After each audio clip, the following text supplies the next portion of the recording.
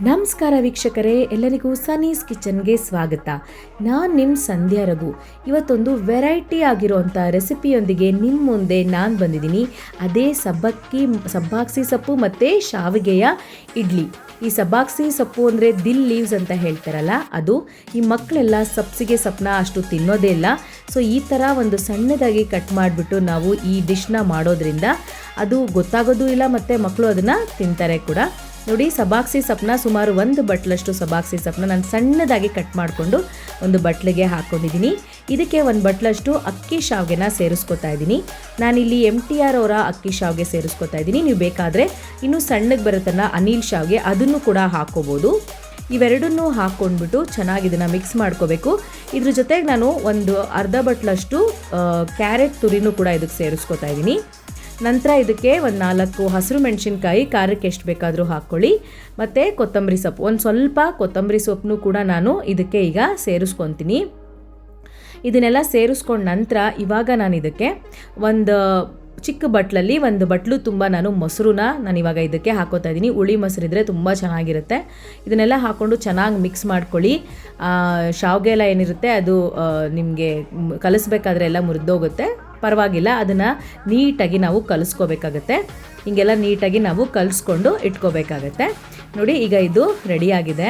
ಇವಾಗ ಇದಕ್ಕೆ ನಾನು ಒಂದು ಅರ್ಧ ಬಟ್ಲಷ್ಟು ಕಾಯಿ ತುರಿದು ಕೂಡ ಸೇರಿಸ್ಕೊತಾ ಇದ್ದೀನಿ. ಇದನ್ನು ಕೂಡ ಹಾಕ್ಕೊಂಡ ನಂತರ ಚೆನ್ನಾಗಿ ಇದನ್ನು ಕಲಿಸ್ಕೊಳ್ಳೋಣ. ನೀಟಾಗಿ ಇದನ್ನು ಈ ರೀತಿ ನಾವು ಮಿಕ್ಸ್ ಮಾಡ್ಕೋಬೇಕಾಗತ್ತೆ. ನೀಟಾಗಿ ಹಿಂಗೆಲ್ಲ ಮಿಕ್ಸ್ ಮಾಡಿಕೊಂಡು ಜಸ್ಟ್ ಒಂದು 5 ನಿಮಿಷ ಅದನ್ನು ಸಪ್ರೇಟಾಗಿ ಹಾಗೆ ಇಟ್ಬಿಡೋಣ. ಅಷ್ಟರಲ್ಲಿ ಒಂದು ಪ್ಯಾನಿಗೆ 2-3 ಸ್ಪೂನಷ್ಟು ಎಣ್ಣೆ ಹಾಕ್ಕೊಂಡು, ಎಣ್ಣೆ ಎಲ್ಲ ಸ್ವಲ್ಪ ಕಾಯಬೇಕು. ಎಣ್ಣೆ ಎಲ್ಲ ಕಾಯ್ದ ನಂತರ ಇದಕ್ಕೆ ಸ್ವಲ್ಪ ಸಾಸಿವೆ ಸೇರಿಸ್ಕೊಳ್ಳೋಣ.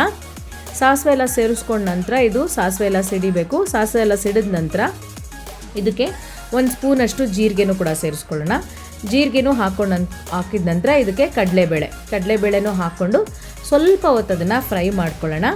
ಇದೆಲ್ಲ ಫ್ರೈ ಮಾಡ್ಕೊಂಡ ನಂತರ ಈಗ ಉಪ್ಪಿಟ್ಟಿನ ರವೆ, ಬಾಂಬೆ ರವೆ ಅಂತ ಹೇಳ್ತೀವಲ್ಲ, ವೈಟ್ ಕಲರ್ ರವೆ, ಅದನ್ನು 1 ಬಟ್ಲಷ್ಟು ರವೆನ ನಾನಿವಾಗ ಈ ಪ್ಯಾನಿಗೆ ಹಾಕ್ಕೊಂಡು ಚೆನ್ನಾಗಿ ಇದನ್ನು ಹುರ್ಕೋತೀನಿ. ನೀಟಾಗಿ ಅದು ಹಸಿ ಸ್ಮೆಲ್ಲೆಲ್ಲ ಹೋಗಬೇಕು. ಮತ್ತು ಅದು ಸ್ವಲ್ಪ ನೀವು ಘಮ ಬರಬೇಕು, ರವೆ ಘಮ ಬರೋವರೆಗೂ ಹುರ್ಕೋಬೇಕಾಗುತ್ತೆ. ಸುಮಾರು 6-7 ನಿಮಿಷ ನೀವು ಹುರ್ಕೊಂಡ್ರೆ ಸಾಕಾಗುತ್ತೆ. ನೋಡಿ, ಇದನ್ನೆಲ್ಲ ನೀಟಾಗಿ ಈ ರೀತಿ ಹುರ್ಕೋಬೇಕು. ಇದೆಲ್ಲ ಕಲರ್ ಚೇಂಜ್ ಆಗುತ್ತೆ, ನಿಮ್ಗೆ ಅವಾಗ ಗೊತ್ತಾಗುತ್ತೆ. ಸೊ ಆಲ್ಮೋಸ್ಟ್ ಎಲ್ಲ ಇದು ಇವಾಗ ರೆಡಿಯಾಗಿದೆ. ಈಗ ಈ ಹುರ್ಕೊಂಡಿರೋ ಅಂಥ ರವೆನ ನಾವು ಆವಾಗಲೇ ಕಲಸಿಟ್ಕೊಂಡಿದ್ವಲ್ಲ, ಅದಕ್ಕೆ ಇವಾಗ ಸೇರಿಸ್ಕೊಳ್ಳೋಣ. ಸೊ ಶಾವಿಗೆ, ಸಬ್ಬಾಕ್ಸಿ ಸೊಪ್ಪು, ಕಾಯಿ ತುರಿ ಎಲ್ಲ ಹಾಕಿ ಕಲಸಿಟ್ಕೊಂಡಿದ್ವಲ್ಲ, ಅದಕ್ಕೆ ಈ ರವೆನೂ ಹಾಕ್ಕೊಂಡು ನೀಟಾಗಿ ಇವಾಗ ಇದನ್ನು ನಾವು ಕಲಿಸ್ಕೊಳ್ಳೋಣ. ಚೆನ್ನಾಗಿ ಇದನ್ನು ಕಲಿಸ್ಕೊಳ್ಬೇಕಾದ್ರೆ ನಿಮಗೆ ತುಂಬ ಗಟ್ಟಿ ಆಯಿತು ಅಂದರೆ ಸ್ವಲ್ಪ ನೀರು ಹಾಕ್ಕೊಂಡು ಕಲಿಸ್ಕೊಳ್ಳಿ. ಜಾಸ್ತಿ ನೀರು ಹಾಕ್ಕೊಳ್ಳೋದು ಬೇಕಾಗಲ್ಲ, ಅದು ಸ್ವಲ್ಪ ಗಟ್ಟಿಯಾಗಿದ್ರೇ ನೀಟಾಗಿ ಬರೋದು. ಸೊ ತುಂಬ ತೆಳ್ಳಾಗಿಬಿಟ್ರೆ ಅದು ನೀಟಾಗಿ ಬಾಂಡಿಂಗ್ ಆಗೋದಿಲ್ಲ. ನೋಡಿ, ರುಚಿಗೆ ತಕ್ಕಷ್ಟು ಉಪ್ಪನ್ನು ಕೂಡ ಇಲ್ಲಿ ಸೇರಿಸ್ಕೊತಾ ಇದ್ದೀನಿ.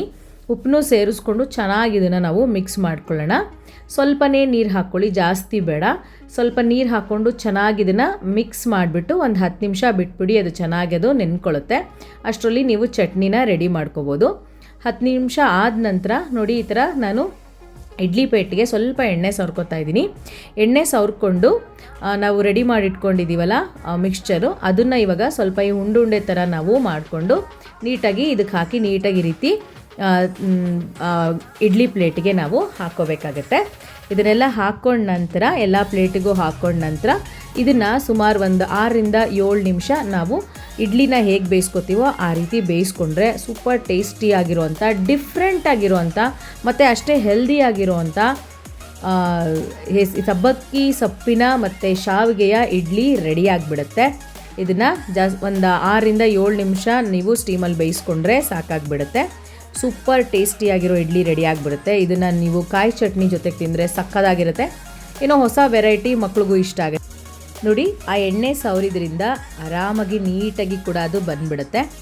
ನೋಡಿ, ಸೂಪರಾಗಿದೆ. ನೀವು ಇದನ್ನು ಟ್ರೈ ಮಾಡಿ ಹೇಗೆ ಬಂತು ಅಂತ ನಮಗೆ ಕಾಮೆಂಟ್ ಬಾಕ್ಸಲ್ಲಿ ಖಂಡಿತ ತಿಳಿಸಿ. ಇನ್ನೂ ಯಾರೆಲ್ಲ ನಮ್ಮ ಚಾನಲ್ನ ಸಬ್ಸ್ಕ್ರೈಬ್ ಮಾಡಿಲ್ವೋ ಖಂಡಿತ ಸಬ್ಸ್ಕ್ರೈಬ್ ಮಾಡಿ. ಇದೇ ರೀತಿ ಹೊಸ ರೆಸಿಪಿಗಳೊಂದಿಗೆ ನಿಮ್ಮ ಮುಂದೆ ನಾವು ಬರ್ತೀವಿ. ಅಲ್ಲಿವರೆಗೂ ಎಲ್ಲರಿಗೂ ಸಂಧ್ಯಾ ರಘು ಮಾಡುವ ನಮಸ್ಕಾರಗಳು.